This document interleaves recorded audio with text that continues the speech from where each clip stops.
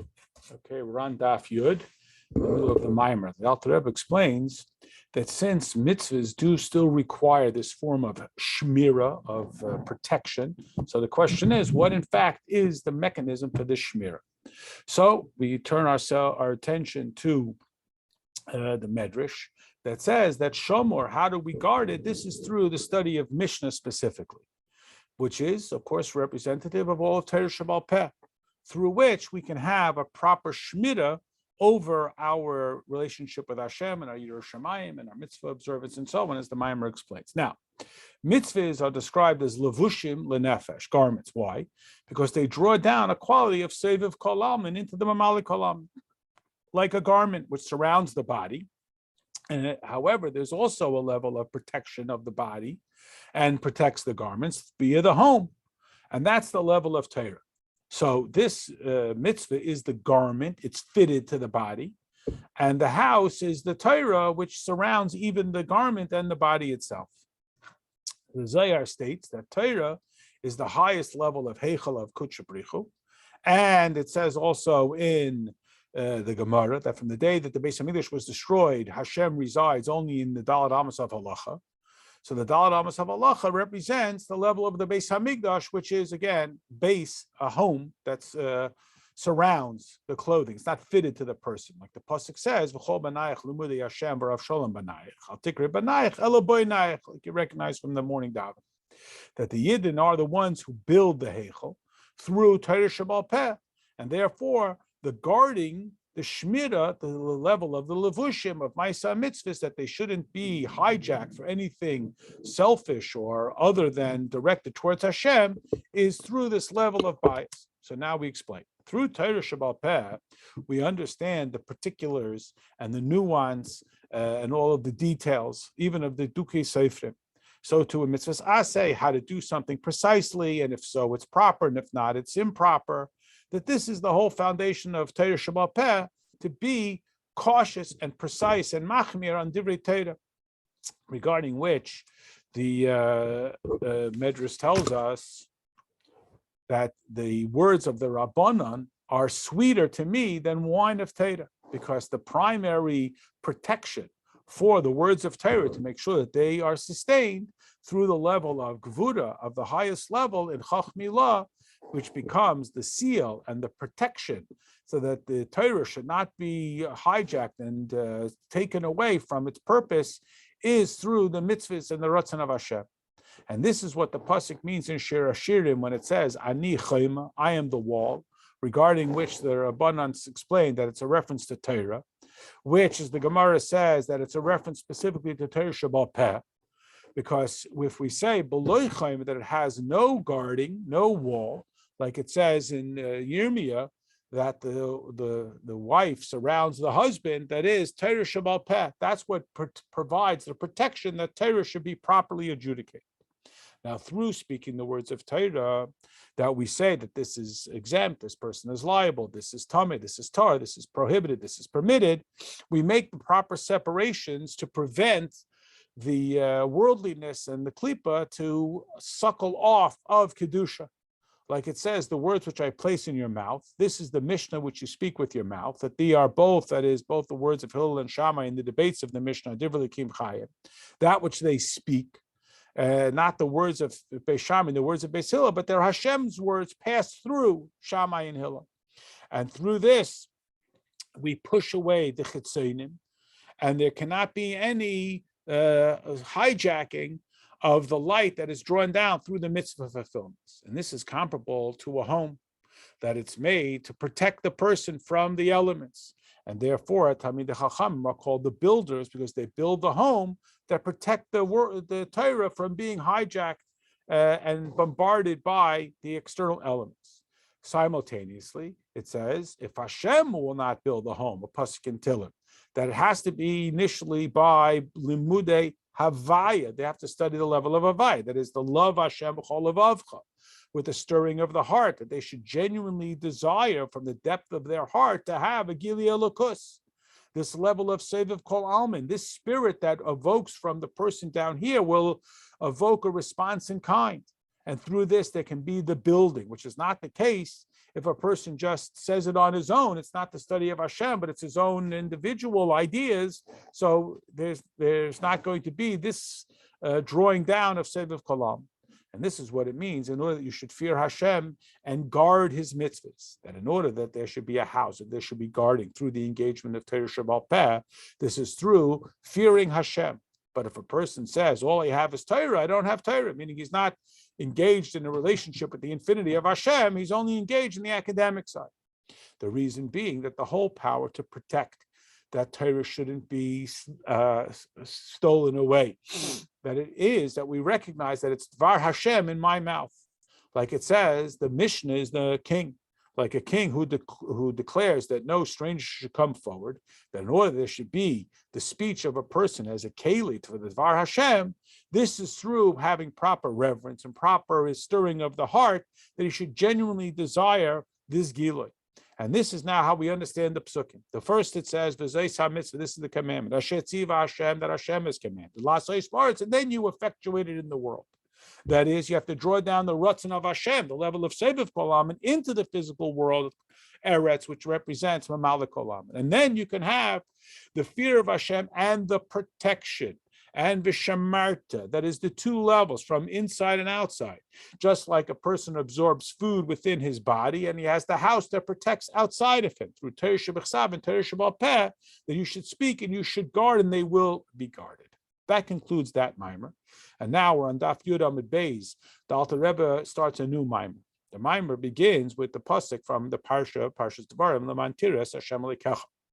Now we have to understand the idea of mitzvahs, which are called the mitzvahs of the king, that are rooted in the level of malchus. Malchus is the decisions, the decrees.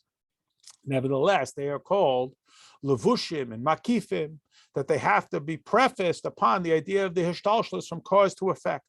And this is yesh miyayin, because Gan Eden is the level of malchus. The Gan Eden Atachton is the malchus of Yitzira. Gan Eden Elyoin is the malchus of Bria.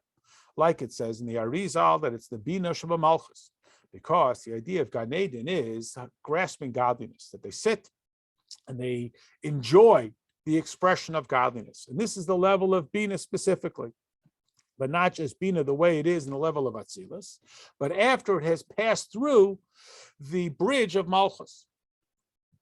The reason being that all creations are limited entities, and they are renewed from nothing into something literally.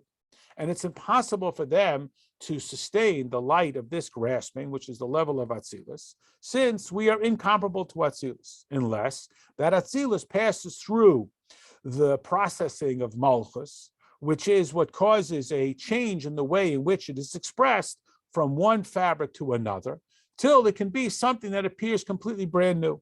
Like we know the difference between the hishtalshus of the worlds of Atzilus themselves, which is only in cause and effect, hidden and revealed.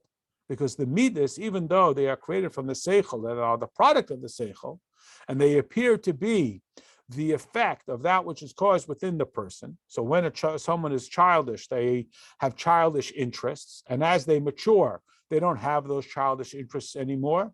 And that's because their intellect has expanded. And as we see the manner in which this is expressed from Seichel, that it's only in the level of cause and effect, that is from the Giloi of the Helam, that even before it is created in the Giloi from the Helam, that it should be found, there should be in existence, this love and passion or reverence and fear, which are subsumed within the Seichel that produces them. If so, it's a yesh miyesh. It's one thing that causes something else, that the recipient is comparable to the benefactor. However, when you have the creation of Bria, Yitzir, and Asiya, which come through the Malchus of Atzilus, there is great distance, because Atzilus is so completely off the charts that it has no causal relationship with Bria, Yitzir, and Asiya. You can't get there from here unless it is passed through the transformer of Malchus, because creation, which is Bria, Yitzir, and Asiya, even Bria, which is an undefined creation, is incomparable to the concept of Atzilus. It has no relationship. And that's why it's considered mi'ayin hamuchlet liyesh, from absolute non-existence to existence. And the Malchus is called ayin because it's simply incomprehensible to the creations. And that's why Atzilus has to pass through Malchus in order for there to be even the amorphous creation of Bria. For example, a mashal that from a human king in his relationship to his subjects, which is also very distant. I mean, we think about the Rebbe and the Chassid. I mean, we have no sense that we have any comparison with the king. So how is it possible that the king should communicate with simpletons like us? And this is the reason why Gan Eden is called Malchus, because it is a compression, the Tzimtzum Ha'or, until it creates something that can be giving birth to something else. That's a yesh miyayin, so it can be grasped even by malachim and bri yitzia and asiyah, because Atzilus innately is so beyond that it's unapproachable by any creation, even a malach. And this is the reason why we draw down all of the lights of biyah through the level of malchus. Like we say, Baruch atah Hashem Elokeinu melech ha'olam. And this is what it says, that this is the mitzvah l'aseh ba'aretz asher. Eretz is the level of Malchus of Atzilus, that all of them shachas of Biyah are through Malchus. And therefore it says to make it in the land Dafka. And that's for the reason we said before, that it's impossible for there to be a revelation from Morain Seif and Biyah, unless it is passes through Malchus first. That then there can be a grasping in the creation through the Tzimtzum, which acts as this form of a screen. And which is not the case when we talk about the production from Abba V'Ema to Zah. And from Zah, there is no concept of creation. That Atzilus is higher than Asad. So when you have intellect producing midos, like we talked about, a child has childish intellect, therefore they have childish midos. So when we talk about that, there is a derivative of the midos from the intellect, we can still understand that there's a relationship between intellect and midos, small-minded, childish interests, broader-minded, more sophisticated interests. In contrast, Atzilus will never get you to Bria unless it passes through this quality of Malchus that transforms it to the point that it's called Yesh Miyayin. And this progression from intellect to midos is called the characteristic of Netzach. And it is the branch of Chachma. Remember, the right side, Midos, Chachma, Chesed, and Netzach.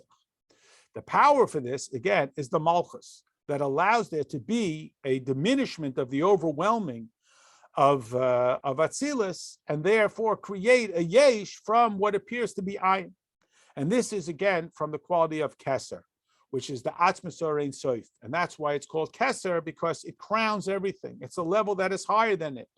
And it is what creates the worlds from Yain Liyesh, because Atzilus isn't even comparable to it. And yet it receives a very compressed, a very Mututzemes Ha'ara from Yesh Mi'ayin, like it says that Chachma comes from Ayin.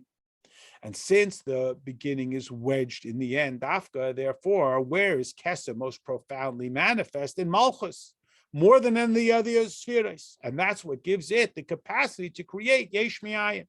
So ironically, Malchus, which is the transformer of the abstract infinite of Atzilus, is able to create because Malchus specifically has the power of the highest level, the level that's called Keser, just like a Keser is associated with the king. And these are what mitzvahs are, the level of Malchus, mitzvahs HaMelech, the 248 mechanisms through which we draw down Malchus into Biyah. And nevertheless, they are rooted in Keser, the 613 pathways of the brain. That is, from, as we explained before, that Keser is specifically to be found, and somewhat ironically, in Malchus. And this is what we say, that the Taryag mitzvahs of Torah and the 7 mitzvahs that are above another level of the 620 pillars of light, that is, just like a pillar connects the roof to the foundation, which is, again, the rooting of the top to the bottom. Now, before all mitzvahs, we declare l'shem yichud kuchabricha v'shchinte. We say before Baruch Shomer and the Daven. The point being that the drawing down from Keser is through the level of yichudim, through bringing about the unity between the mother and the father, the unity of the midos, and so on. Point being that the yichud is from this additional ha'ara from the mashpia till it's able to be manifest down here, like the statement that a child who's less than 9 cannot consummate a relationship. Why? Because he doesn't have a developed intellect, even though he has other powers and strengths. And he even has moichin, but it's not enough for him to express himself to someone else. It's still very internalized. But when he has this additional capacity, that's manifest in his ability to interact with another and to create something new and to consummate a relationship.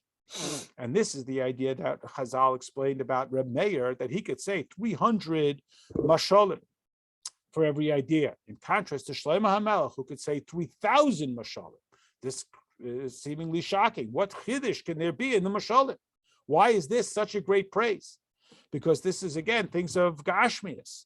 And again, what's going on here? That the concept of a mashal is that you were able to take an abstract idea and manifest it down in the Gashmiastic idea. And how is that? That's by truly understanding it. It's higher than the chachma that's even within the lesson. And therefore, we see many wise people, even though they know a lot, they can't explain things thoroughly. Even through mashalim, and even if they would say that the mashal is something simplistic. Why? Because in order to bring a mashal into something simplistic, you have to have a very high level of grasp. And this is the idea that we mentioned before, that in order for there to be hashpah, there has to be a excess in the mashpia. So to be able to explain something simplistically, you have to have a mastery of the concept. Similarly, here, it's impossible for them to draw down Keser into Malchus only through mitzvahs. It has to be drawn down through the combination of father and mother, if not through this addition of light and Atzilus. Then it can be a Hashpah Lamata, and this is what we call Yichud, Oisbeis. Now we understand the pasuk that says, V'at Yisrael ma Hashem lekecha shalom imach kim liyiras Hashem lekecha atikra ma elameya. The pasuk says, and now, Jewish people, what is it that Hashem asks of you? Only that you should fear him. And the Gemara in Menachos says that when it says ma, what is it that it asks? It also can be understood to mean meya. The 100 is what's asked. What's 100? 100 brachas. Every day a person should have 100 touch points with Hashem. Because the idea of mitzvahs is the drawing down of keser, higher than the body, into malchus, into the most tangible aspect of expression. Only that you should fear him, and to draw down this light of Keser into Malchus, which is the combination of Havai and Elikecha. Because the level of the light of Keser, the way it is above, cannot be received. It's too intense. Like it was by Matan Torah. Hashem revealed the level of Keser, Anoichi, and Pircha Neshmasan. The Neshamas flew out. So what is it that can be asked of you? To draw down a level of Keser into Malchus. Ma, the way it is said, Ma Rav Tuvcha, to bring down this abundant good. And how is that? Meya, that through the 100 touch points of brachas, we draw down this light of Keser. The Maggid explained, we used to commonly say,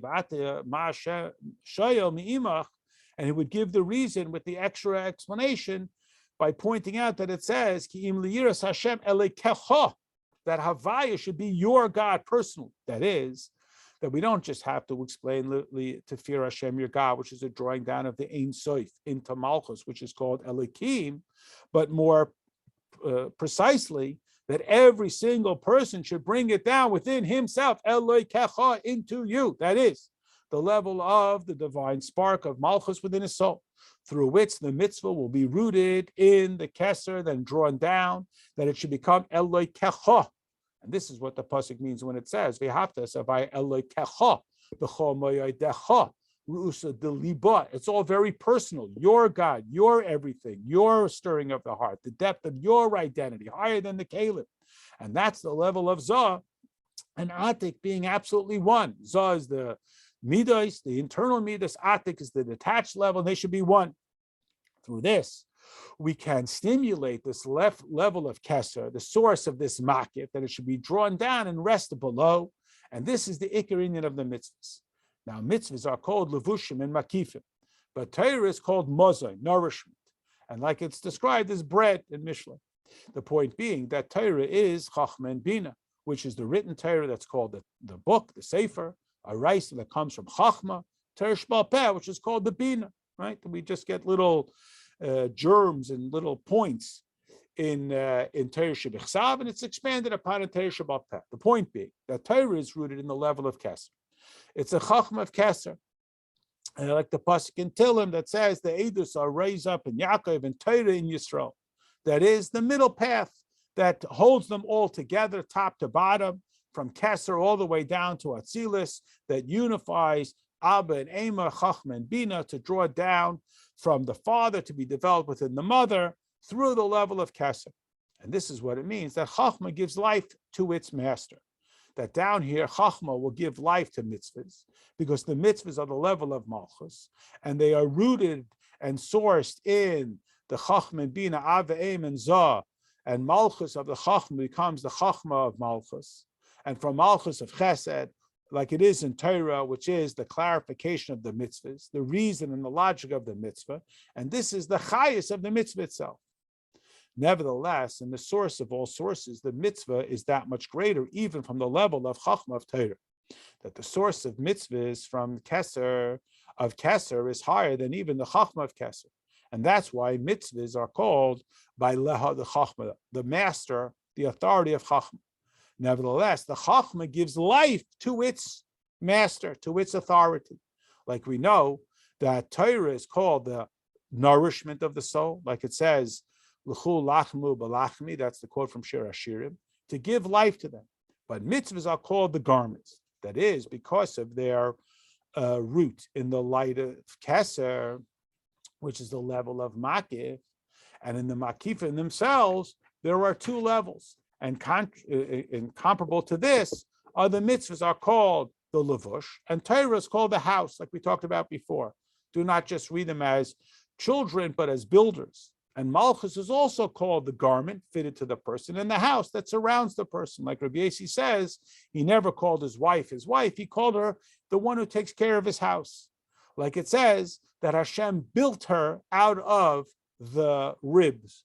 Again, the concept of building. The point being that the difference between a garment and the home is that even though both of them protect the person, nevertheless, there's a great distance between them.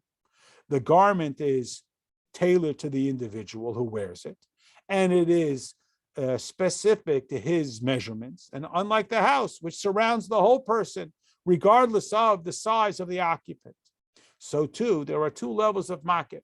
There's the level of makif that comes from Ashtalshalis, from the pneumius of Elyon that becomes a makif down here, which becomes comparable to the one surrounded. Relative to this level of the keli is fitted to the recipient. That's one level of makif. Or if it's wide or if it's small and so on, this is the level of the levush. It's fitted, it's tailored to the individual. The second is the makif of makifs, like the circling light that surrounds everything and makes no distinction. It's not tailored to the individual. On the contrary, everybody is equally within the house, big or small. And that's why it's called the house, because it is that source from the loftier levels of the makif. Now, these two levels of makif both come and are revealed within Malchus. That's why David HaMelech writes, Mizmor Shir Chanukas Habayis, even though Shlomo built the house, because David was the communicator of this idea of Malchus, David being Malchus, like we explained in other contexts. And this is the idea that the mitzvahs HaMelech is the level of levush. We're now in Daf Yud Aleph, and it's rooted in the light of Kesed. However, from the level of Torah Shabbat Peh, it's called the house, the surrounding. Like the house protects the person from the cold and the wind and the rain. Similarly, when we say that we are guarded through Mishnah, we are guarded. This is the concept of being a recipient, the quality of nukfa, which is the level of being guarded from being hijacked for something bad and identified. Like it says regarding the Eishes Chayil, v'titen teref levesa, she provides for a household. And it also says regarding the woman that b'chachma yibana bayis, with chachma she builds her home. Chachmas nashim bansa beisa, because chachma specifically separates out the appropriate from the inappropriate. Together with all of this, through the power of makaf elyon of bias, and from this level of Torah, which is hevel adibor, that he speaks the words of Mishnah, the level of makaf, like it says, I will place my words in your mouth, and in the shade of my hand, I will protect you.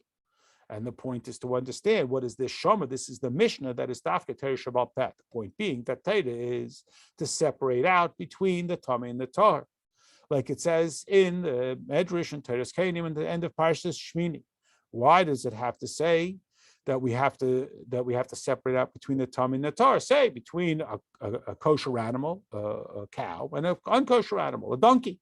That we know already. What does it mean? Lahavdu ben tummy v'atar is not the simple points of which are the kosher species and which are the unkosher species, but it's about the nuance in the laws of shechita about whether the windpipe has been fully slit or not. Here we're talking down into the most minute of detail. And this is like it's explained in Torah Shebechsab, that something is prohibited or it's permitted. We don't need for this some sort of great insight. This isn't called instruction. Like it talks about in the Gemara in Horius, which talks about all these different instructions. Horu, Bezdin, they went out and so on. That's shy for something that we don't know, that we came and somebody attested to us and told us something we couldn't know. Unlike the more obvious distinctions that jump off the page. And that's what Torah Shebal Bed does. It points out the nuance in these details, and that's the shomer of the Mishnah. Now, Bagashmius, what is this? This is literally to separate out things, not to treif. But the spiritual difference is that we should understand that everything that is prohibited is absolutely prohibited on the person because of its root in klipa. And that's why we say that if a person does an aveira, it's not just the aveira, it's that he now has an antagonistic, a contagion, a prosecutor against him. Because we tell him, well, this is why we tell him this is usur, it's puzzle, it will deplete his whole identity. Because the Ra has no true identity. It's just that it raises itself up with chutzpah to assert its identity. And through this being smashed, we remove any impact of that aveir. Now, this is the level of Malchus, that is the study of the Mishnah, that this is the rule. And therefore, Torah Shebal Peh, which is called the house, is the protector, like a house protects us. Even the garments of the mitzvah performance. The point being that the mitzvahs themselves, even though they're rooted in Kesser, which is the level of ratzon that is in the mitzvah, but the fabric of the matter that is in the mitzvah, that comes from noiga, like tzitzis, that comes from wool. You could use wool for good, for bad. We have to be mavarer it through transforming it, like the wife, the mother who gives provisions to her household to make sure they have what's appropriate and not what's inappropriate. And this is the necessary shmira. This is the level of the techelis that is reminiscent of the techelis that encase the Mishkan, so that we will fear Hashem, because this is what we say, this is the mitzvah to do in the land. But it has to be done in order to fear, in order to protect, to have reverence. Because in order to do it, we have to draw down the kesed through the mitzvah. And this is the garment. And this is the protection, the level of shomer. This is the Mishnah. However, if you will not build, if you will not protect, this is what it writes in Tillim, there has to be the reverence for Hashem. If you will not build, that is the words of Torah, which are called a house, they have to build a house for Hashem. Like it says, my words should be placed in your mouth. Your tongue should taste my words. In order for this to be so, this is through the reverence of Hashem, that you should not disgrace him, that there shouldn't be any selfishness that gets in the way, which is not the case with Torah. That's not approached with reverence. That's not a house for Hashem. That's something for myself. That is, Torah without reverence and love will not ascend above. And it doesn't become at all a formula for finding godliness, just to say that this is kosher and this is puzzle, if it's not driven by a desire for closeness with Hashem. Like explained in other places in the pasuk that says, Hashemayim Kisei, which house that you will build for me, this is the Makef Elyon, which is achieved through the bittul, the bowing down of Shemona Esrei, in order that there be proper reverence for Hashem. Otherwise, we just wind up with self-aggrandizement. That ends this mimer.